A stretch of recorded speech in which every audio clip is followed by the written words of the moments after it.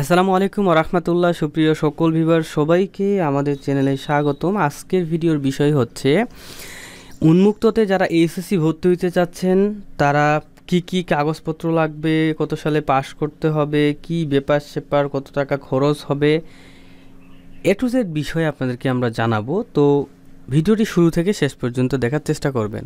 So দেখতে পাচ্ছেন HSC প্রোগ্রামে ভর্তির প্রয়োজনীয় তথ্য এখানে দেয়া রয়েছে। সর্বপ্রথম আমাদেরকে বলেছে যে আবেদনের তারিখ দেখতে পাচ্ছেন 15ই এপ্রিল থেকে 15ই জুন 2025 তারিখ পর্যন্ত। সো দেখেন এপ্রিল মাস এখনও আসেনি, সো এপ্রিল মাসটা আসুক, দেন আমাদের মাধ্যমে আপনারা কিন্তু আবেদন করে নিতে পারবেন। অনলি ফর 120 টাকা আমরা আবেদন ফি নিয়ে থাকি।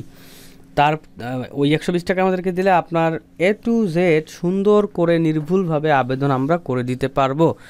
ওকে, এবং এইখানে আপনারা যদি একটু লক্ষ্য করেন তো সেই ক্ষেত্রে দেখতে পাচ্ছেন যে আপনার আর্টস এবং কমার্স এবং সায়েন্স এই তিনটা শাখার যে কোনো শাখায় কিন্তু ভর্তি হইতে পারবেন এবং এর শিক্ষাবর্ষ 25-26 শিক্ষাবর্ষ। ওকে, সো দেখি ভর্তির যোগ্যতা কি চাইছে, যে কত সালে পাশ করতে হবে এবং কত পয়েন্ট পাইতে হবে, এটা একটু আমরা দেখি। সো দেখতে পাচ্ছেন ওগুলা কোনো কিছুই লাগে না। বাংলাদেশ উন্মুক্ত বিশ্ববিদ্যালয় শুধুমাত্র এসএসসি বা সরকার স্বীকৃত সমমানের পরীক্ষায় উত্তীর্ণ হইতে হবে। মেইন কথা হচ্ছে আপনি এসএসসি বা দাখিল যাই পাস করেন না কেন, আপনি যদি পাস করেন দেন আপনি কিন্তু এইটাতে আবেদন করতে পারবেন। ক্লিয়ার?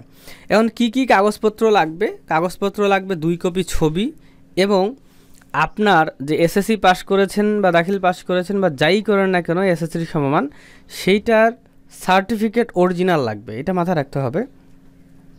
এবং জাতীয় পরিচয়পত্র মানে ভোটার আইডি কার্ডের ফটোকপি লাগবে একটা, কিংবা যদি ভোটার আইডি কার্ড না থাকে তাহলে হচ্ছে জন্ম নিবন্ধন অনলাইন যেটা করা আছে সেইটার ফটোকপি লাগবে। ওকে, তো এই 3টা কাগজ থাকলেই আপনি হচ্ছে কাগজ জমা দিতে পারবেন। এখন বিষয়টা হচ্ছে এইখানে ডাইরেক্ট ভর্তি, এখানে কোনো প্রকার ভর্তি পরীক্ষা কোনো কিছু কিন্তু নাই, এখানে আপনাকে ডাইরেক্ট ভর্তি হতে হবে। ওকে, সো দেখেন কত টাকা লাগবে। টোটাল লাগবে হচ্ছে 4,523 টাকা। হ্যাঁ, 4,523 টাকা, মনে করেন 4,600 টাকার মতো লাগবে আপনার ভর্তি আবেদন করে ভর্তি হইতে।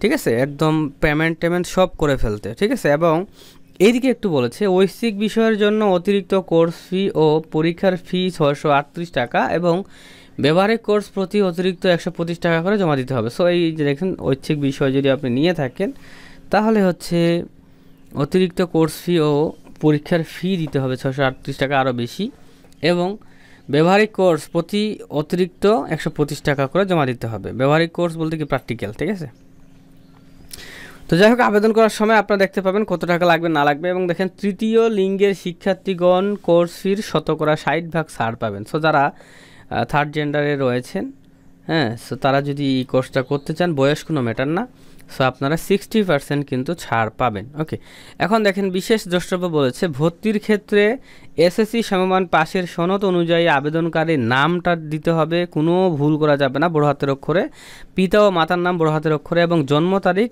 1 হতে হবে, তা না হইলে কিন্তু আপনি ভর্তি নেবে না।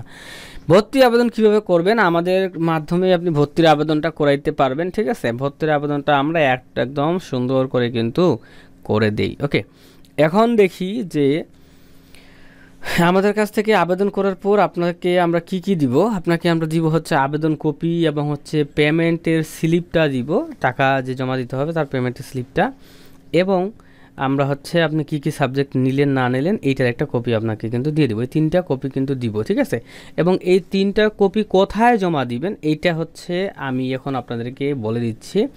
সো দেখতে পাচ্ছেন যে এখন আপনি প্রশ্ন করতে পারেন যে আমরা আবেদন করার পর কিভাবে বুঝবো আবেদনটা হয়েছে কিনা। সো আবেদন করার 1 সেকেন্ডের মধ্যেই আপনার ফোনে একটা ইউজার আইডি এবং পাসওয়ার্ড যাবে এসএমএস-এর মাধ্যমে। ওকে, এবং ওই ইউজার আইডি পাসওয়ার্ড আপনি চাইলে লগ ইন করে চেক করতে পারবেন যে আবেদন হয়েছে কিনা। ওকে, তো এখন দেখেন প্রিন্টকৃত আবেদনপত্র ও পেমেন্ট স্লিপের সাথে 2 কপি ছবি, এসএসসি পাশের সার্টিফিকেট, জাতীয় পরিচয়পত্র সনদের সত্যায়িত ফটোকপি 10 কার্য দিবসের মধ্যে স্টাডি সেন্টারে জমা প্রদান করতে হবে। সো দেখেন 10 দিনের ভিতরেই আপনাকে কিন্তু হচ্ছে জমা দিতে হবে, এটা মাথায় রাখতে হবে। হ্যাঁ, যেদিন আবেদন করবেন তার 10 দিনের মধ্যেই কিন্তু এটা জমা দিতে হবে।